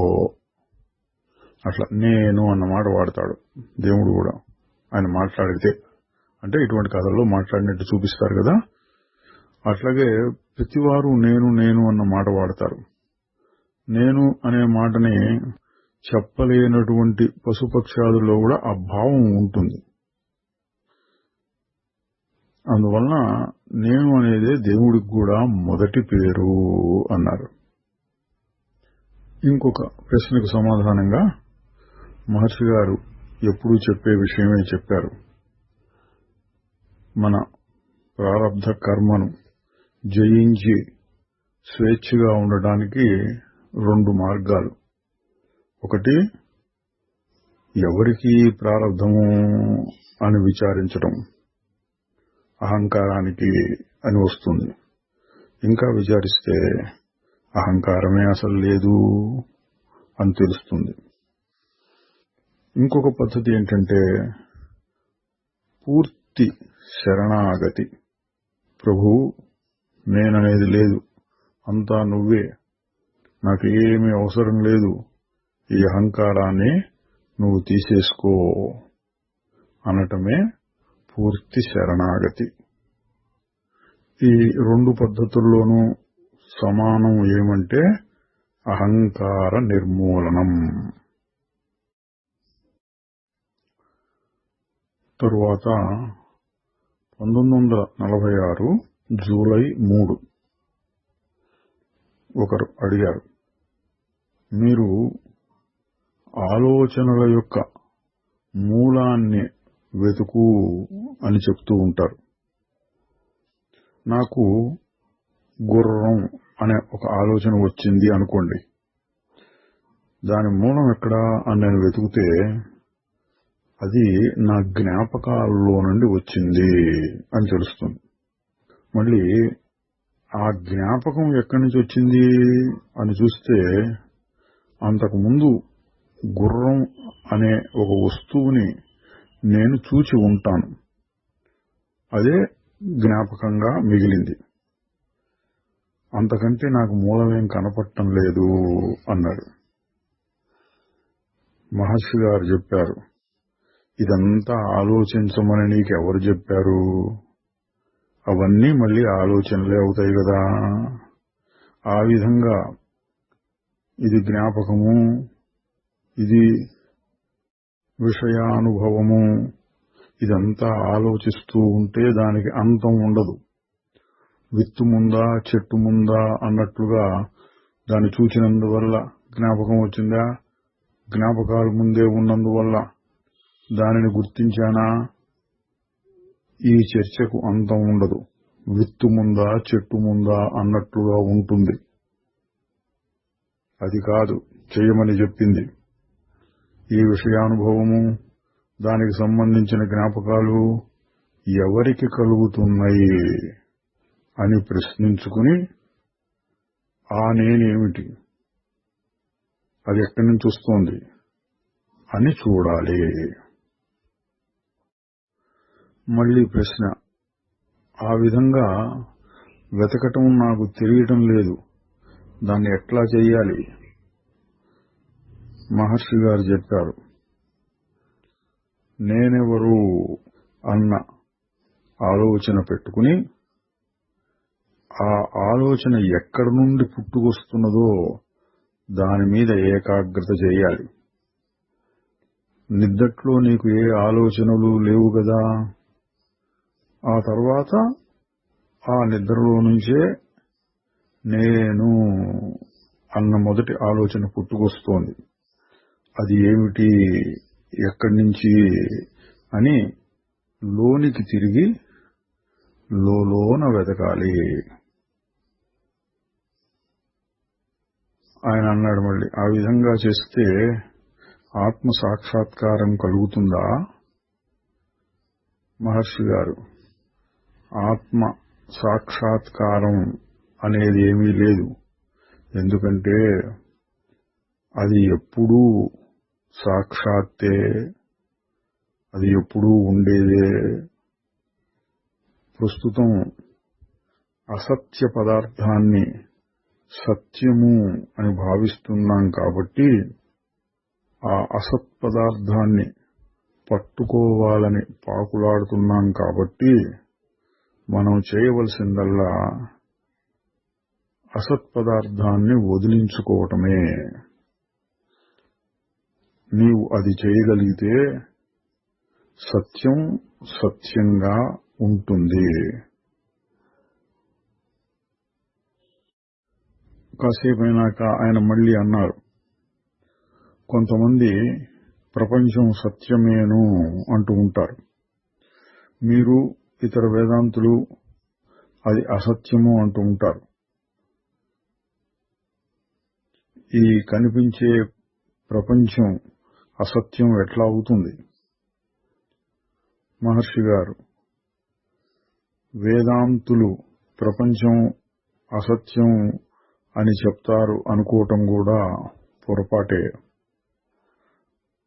ఇదంతా బ్రహ్మమే, సర్వం కల్విదం బ్రహ్మ అనే వేదాంత వాక్యానికి అర్థమేమిటి? ప్రపంచం మాత్రమే అన్న దృష్టితో చూస్తే అది అసత్యం అవుతుంది. ఇదంతా పరమాత్మయే అన్న దృష్టితో చూస్తే సత్యం అవుతుంది. తరువాత జూలై 12 ఎవరో చనిపోయినారు అన్న వార్త వచ్చింది. అప్పుడు మహర్షి గారు ఇట్లా అన్నారు, చనిపోయిన వారు అదృష్టవంతులే, బ్రతికున్నవారే బాధపడుతూ ఉంటారు. మనకున్న పెద్ద పనంతా ఈ శరీర భారాన్ని మోస్తూ ఉండటం, దీని అవసరాల్ని తీరుస్తూ ఉండటం, పగలు రాత్రి కూడా దీని సేవ చేస్తూ ఉండడం, స్నానం చేయడం, తినడం మొదలైనవన్నీ, వీటికి అంతం లేదు. ఇంకా ఏమన్నారంటే, చనిపోయినప్పుడు దీన్ని మోయటానికి 4 మనుషులు కావాలి. మరి బ్రతికి ఉండగా ఇట తేలిగ్గా లేచిపోతున్నదే ఎట్లా? ఒక పెద్ద రాయి నీళ్ల అడుగున ఉంటే దాన్ని తేలికగా లేపి పైకి తీసుకురావచ్చు, కానీ నీటి బయట ఉన్నప్పుడు దాన్ని మోయలేము. అట్లాగే ఈ శరీరంలో ఏదో చైతన్యం ఉన్నంత వరకు దీన్ని మోయటం తేలికవుతున్నది. నిజానికి అమృతత్వం అంటే చావు లేని స్థితియే మన నిజమైన స్వరూపం. మనం ఆ చావులేని స్థితిని శరీరానికి అంటగట్టి అది ఎల్లప్పుడూ ఉండాలి అని కోరుతూ నిజంగా చావులేని దానిని మర్చిపోతున్నాము. ఎందుకు? శరీరంతో అభిమానం పెట్టుకున్నందువల్ల. ఉపనిషత్తుల్లో ఏం చెప్పారంటే, జ్ఞాని అయిన వాడు ఈ శరీరాన్ని వదిలేసే రోజు ఎప్పుడు వస్తుందా అని ఎదురు చూస్తూ ఉంటాడు. ఎట్లా? బరువు మోసేటటువంటి వాడు గమ్యం ఎప్పుడు చేరతానా, ఈ బరువుని ఎప్పుడు కిందకి దించుతానా అని ఎదురు చూసినట్లుగా. తర్వాత 1946 జూలై 16 ఒక సందర్శకుడు చాలా ప్రశ్నలు అడిగాడు. మహర్షి గారు చెప్పారు. ఆ సందర్భంలో ఏమన్నారంటే, ఈ ప్రశ్నలన్నీ మనకు తెలియని విషయాల గురించి అడగటం అవుతుంది. దీనికి అంతం ఎప్పుడు వస్తుందంటే ప్రశ్నించేవాడు ఎవరు అని తెలుసుకున్నప్పుడు మాత్రమే. దేని గురించి అడుగుతున్నామో అవన్నీ మనకి తెలియబడనివియే. అయితే ఆ ప్రశ్నలు అడగటానికి ఒకడు ఉన్నాడు అన్న విషయంలో అనుమానం లేదు కదా. అది ఎవరు అని తెలుసుకుంటే అన్ని అనుమానాలు శాంతిస్తాయి. తరువాత మరొక ప్రశ్న, సత్సంగం అనేది మనకి ఉపయోగిస్తుందా? మహర్షి గారు చెప్తున్నారు, ముందు సత్సంగము అంటే ఏంటో తెలుసుకోవాలి. అంటే సత్పదార్థముతో సంగము పెట్టుకోవటము. ఆ సత్పదార్థాన్ని అనుభవపూర్వకంగా తెలుసుకున్నవాడు కూడా సత్ అవుతాడు. కనుక అటువంటి వారితో సంగం పెట్టుకోవటం అవసరమే అని మహర్షి గారు శంకరాచార్యుల వారి శ్లోకం ఒకటి చెప్పారు. భజగోవింద స్తోత్రంలోనిది. త్రిజగతి సజ్జన సంగతి రేఖ భవతి భవార్ణవ తరణే నౌక. ఈ మూడు లోకాల్లోనూ ఎక్కడ వెతికినా ఈ సంసార సముద్రాన్ని దాటించేటటువంటి నౌక సత్సంగము మాత్రమే.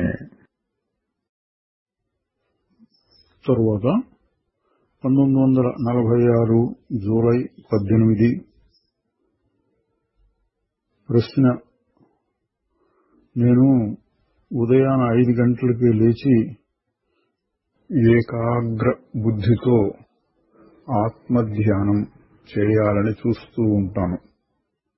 ఈ విధంగా 20 సంవత్సరాల నుంచి చేస్తూ ఉన్న ఆ భావం మీద 2-3 నిమిషాల కంటే ఎక్కువ మనస్సు నిలపలేకపోతున్నాను. మనస్సు చెలిస్తూ ఉంటుంది. దీనికి మహర్షి గారి సమాధానం, మనస్సును బయటికి వెళ్ళినప్పుడల్లా పట్టుకు వచ్చి తిరిగి ఆత్మయందు నిలపటం తప్ప మరొక మార్గం లేదు. ఈ ధ్యానం కోసం అంటే ఆత్మధ్యానం కోసం మంత్రం గాని జపం గాని అవసరం లేదు. ఎందుకంటే అది అంటే ఆత్మ మన యొక్క నిజ స్వభావమే. కాబట్టి కావలసిందల్లా ఆత్మ కంటే భిన్నమైన ఆలోచనలనే భావాలనే పక్కకు నెట్టుతూ ఉండటం. ధ్యానం అంటే ఆత్మను గురించి ఆలోచించటం కాదు, ఆత్మ కాని దానిని తోసేస్తూ ఉండటం. బాహ్య విషయాలను గురించి ఆలోచించటం మానినప్పుడు లోనికి తిప్పి ఆత్మయందే నిలబెట్టినప్పుడు ఆత్మ మాత్రమే మిగిలి ఉంటుంది. ఆ ప్రశ్నించిన ఆయన మళ్లీ అడిగారు, ఆ విధంగా ఇతర సంకల్పాలను వదిలించుకోవడానికి నేనేం చేయాలి? మహర్షి గారు, నువ్వు ఆత్మయందే నెలకొని ఉంటే తక్కిన ఆలోచనలన్నీ వాటంతట అవే తొలగిపోతాయి. మనస్సు అంటే ఆలోచనల సమూహమే. అన్ని ఆలోచనలకి నేను అన్న ఆలోచన అంటే మొట్టమొదట పుట్టేది అహంకారం మూలంగా ఉంటుంది. అది ఏమిటి అని వెదకి చూసినప్పుడు, అది ఎక్కడి నుంచి వస్తోంది అని గ్రహించినప్పుడు ఆలోచనలన్నీ ఆత్మలో లీనమైపోతాయి. ఇక్కడ సాధకులు ఒక విషయాన్ని గ్రహించండి. మహర్షి గారు ముందు ఏం చెప్పారు?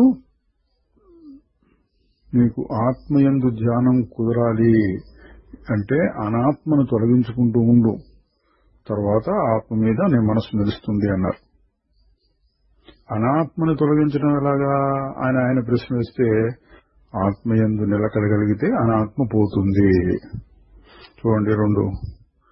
ఆత్మయందు నిలబడి ఉంటే అనాత్మ పోతుంది, అనాత్మను తొలగిస్తూ ఉంటే ఆత్మ మిగులుతుంది. ఇది చిక్కుముడి. దీన్ని అభ్యాసము, వైరాగ్యము అంటారు. ఒకదానికొకటి కాస్త కూస్తో అభ్యాసం చేస్తున్న కొద్దీ, ఆత్మ కాస్త కూస్తో అనుభవంలోకి వస్తున్న కొద్దీ వైరాగ్యం పెరుగుతుంది. వైరాగ్యం పెరుగుతూ ఉన్న కొద్దీ ఆత్మలో ఇంకా ఎక్కువసేపు నిలబడగలుగుతాం. అందువలన ఏం చేయాలి? ఇప్పుడు మహర్షి గారు చెప్పారు, యోగ వాసిష్ఠంలో ఏదైనా చక్కగా చెప్పారు.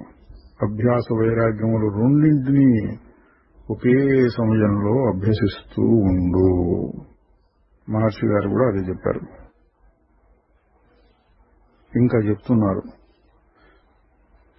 మన జీవన విధానాన్ని నియంత్రణలో పెట్టుకోవడం అంటే సరిగ్గా ఒక సమయానికి లేవటం, సమయానికి స్నానం చేసి మంత్రానుష్ఠానం జపం చేసుకోవడం, ఇంకా ఇతర ఏమైనా ఆచారాలు ఉంటే అంటే పూజలు మొదలైనవి పాటించడం, ఇదంతా ఆత్మ విచారణ చేయలేని వారి కోసం లేదా ఆత్మ విచారణ వైపు మనస్సు తిరగని వారి కోసం చెప్పే మాటలు. ఆత్మ విచారణ పట్టుకోగలిగిన వారికి నియమములు అవసరం లేదు. తరువాత ఇంకొకరు అడిగిన ప్రశ్నకు సమాధానంగా చెప్పారు, ధ్యానం, సమాధి మొదలైన అవస్థల్లో దివ్య దర్శనాలు కలుగుతూ ఉంటాయి అంటూ ఉంటారు. అవి కొందరికి కలుగుతాయి, కొందరికి కలగవు. ఆత్మానుభవానికి అవి అవసరం కాదు. ఒకవేళ కలిగినా మహర్షిగా చెప్పేదేంటి, వాటిని చూచేది ఎవరు అని ప్రశ్నించుకుని మనస్సుని ఆత్మ వైపే మరలించాలి. కానీ ఆ దర్శనాలను పట్టించుకోకూడదు. ఇక్కడ దివ్య దర్శనాలంటే అండి, ఏవో రంగులు కనపడుతున్నాయి, దేవతలు కనపడుతున్నారు, గొప్ప గొప్ప విషయాలు ఇంతకుముందు ఎన్నడూ చూడనివి తెలుస్తున్నాయి, అటువంటి వాటికి విలువ ఇవ్వద్దు అంటున్నారు. మళ్లీ ప్రశ్న, నేను ధ్యానించేటప్పుడు నా దృష్టి ఒక్కొక్కసారి హృదయ కేంద్రం మీద, ఒక్కొక్కసారి సహస్రారం అంటే నడినెత్తి మీద నిలుస్తూ ఉంటుంది. కావాలని కూడా పలానా చోట మనస్సును పెడతారండి యోగులు. ఎందుకంటే దాని మీద దృష్టి అంటే దాన్నే చూస్తున్నట్లుగా లోపల అనుకోవటం చేసినందువల్ల బహిర్ముఖ దృష్టి తగ్గుతుంది. కాబట్టి అవి కూడా యోగాభ్యాసంలో భాగంగా చెప్తూ ఉంటారు. అయితే మహర్షి గారు వాటిని చెప్పరు. అటువంటి చేసినందువలన తగిన గురువు సహకారం లేకుండా చేస్తే కొన్ని ఇబ్బందులు కూడా రావచ్చు. ఎందుకు బిగించి పెట్టారు కదా కళ్ళని, మనస్సుని. తేలికైన మార్గం ఏంటంటే నేనెవరు విచారణ. మహర్షి గారు ఇక్కడ కూడా అదే చెప్తున్నారు. ఆయన అడిగిన ప్రశ్నకు సమాధానంగా, సహస్రారము, హృదయము ఇది ముఖ్యం కాదు. దాన్ని చూడటానికి నువ్వు ఉండాలి కదా, దాని మీద ఏకాగ్రం చేయి. ఆయన మళ్ళీ అడుగుతున్నాడు, అంటే నేను అన్ని అనుభవాలకి సాక్షిగా ఉండాలి కదా? భగవాన్ చెప్పారు, సాక్షి అనగానే మళ్లీ అదొక భావము, ఆలోచనగా ఉండకూడదు. తనకంటే వేరుగా సాక్షి అనేది ఒకటి ఉంటుంది అనుకోకూడదు. ఇక్కడ సాక్షి అనే దానికి అసలైన అర్థం చూచేవాణ్ణి, చూడబడేదాన్ని, చూడటం అనే పని అంటే మనస్సుని, అన్నిటికీ ఆధారమైన ఒక జ్యోతి, చైతన్యం. అంటే దీనికి ఉదాహరణ చెప్పాలంటే, సినిమా తెర మీద బొమ్మలు వస్తున్నాయి, తెర ఆధారం. కానీ ఇంకొకటి కూడా ఉంది అక్కడ. ఏంటి? వెలుతురు. తెర మీద పడే నీడలకు కూడా వెలుతురు ఆధారం, తెర మీద పడే వెలుతురు కూడా వెలుతురు. అన్నిటికీ ఆధారమైనటువంటి ఒక తెల్లటి వెలుతురు వెనకాల వస్తూ ఉంటుంది. అట్లా నేను చూస్తున్నాను, అన్నిటిని నేను చూస్తున్నాను, అది సాక్షి అనుకోవచ్చు. కానీ అసలైన సాక్షి ఏంటి? అన్నిటినీ చూస్తున్నాను అనుకునేదానికి కూడా ఆధారంగా ఉన్నటువంటిది. తేడా ఏంటంటే అది నేను సాక్షిని అని అనదు, చూస్తున్నాను అనదు, అటు ఊరక ఉంటుంది. అది అసలైన సాక్షి. అంటే ఇక్కడ సాక్షి అన్న ఆత్మ అన్న ఒక్కోసారి హృదయము అని చెప్తుంటారు, ఒక్కోసారి మౌనము అని చెప్తారు, ఒకసారి నిశ్చలము అంటారు, ఒకసారి పరంజ్యోతి అంటారు. రకరకాల మాటలు వాడుతుంటారు శాస్త్రాల్లో. మహర్షి గారు కూడా అప్పుడప్పుడు వాడుతూ ఉంటారు. అన్నిటికీ ఒకటే అర్థం. ఆయన ఇంకొక ప్రశ్న అడిగాడు. శాస్త్రాల్లో జ్ఞానానికి ముందుగా దైవీ లక్షణాలను సంపాదించుకోవాలి. దైవీ అంటే మంచి లక్షణాలండి. భగవద్గీతలో ఒక అధ్యాయం ఉంది, దైవాసుర సంపద్ విభాగ యోగము అని. అక్కడ కొంత వివరంగా కూడా చెప్పారు. దాని మీద ఆయన అడిగారు ప్రశ్న. ముందు సత్ లక్షణాలు, ఇంకో రకంగా చెప్తే జ్ఞానానికి కావాల్సిన అర్హతలు, వివేకము, వైరాగ్యము అనేవి, వాటిని సంపాదించుకుని తరువాత ఆత్మానుభవం కోసం ప్రయత్నించాలి కదా అన్నారు. మహర్షి గారు అన్ని మంచి లక్షణాలు జ్ఞానం అనే మాటలో కలిసి వస్తాయి. అసుర లక్షణాలన్నీ అజ్ఞానంలో ఉంటాయి. ముందుగా అటువంటి అర్హతను సంపాదించుకోవాలి అని కొన్ని గ్రంథాల్లో చెప్పిన మాట నిజమే. అయితే ఆత్మవిచారణ అర్థమైన వాడికి వాటిని గురించి పట్టించుకోనక్కర్లేదు. ఆత్మవిచారణ, ఆత్మధ్యానం చేస్తూ ఉంటే ఆ దైవీ లక్షణాలు వాటంతట అవి వస్తాయి. ఇదండి మహర్షి గారు భయాన్ని పోగొట్టేటటువంటి బోధ చేస్తూ ఉంటారు.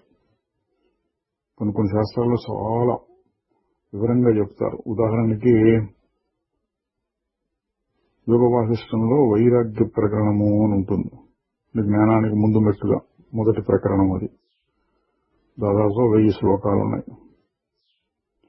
అంటే దాని అర్థం ముందు వైరాగ్యం బాగా ఉంటే జ్ఞానం వస్తుంది అని. అది నిజమైన మాట, కాదంటానికి లేదు.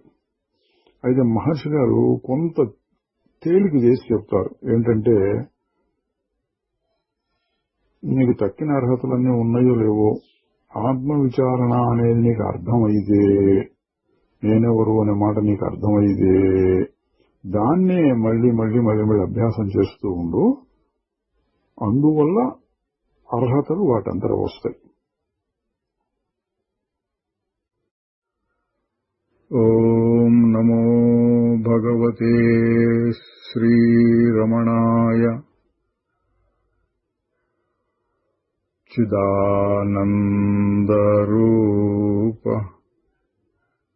శివోహం శివో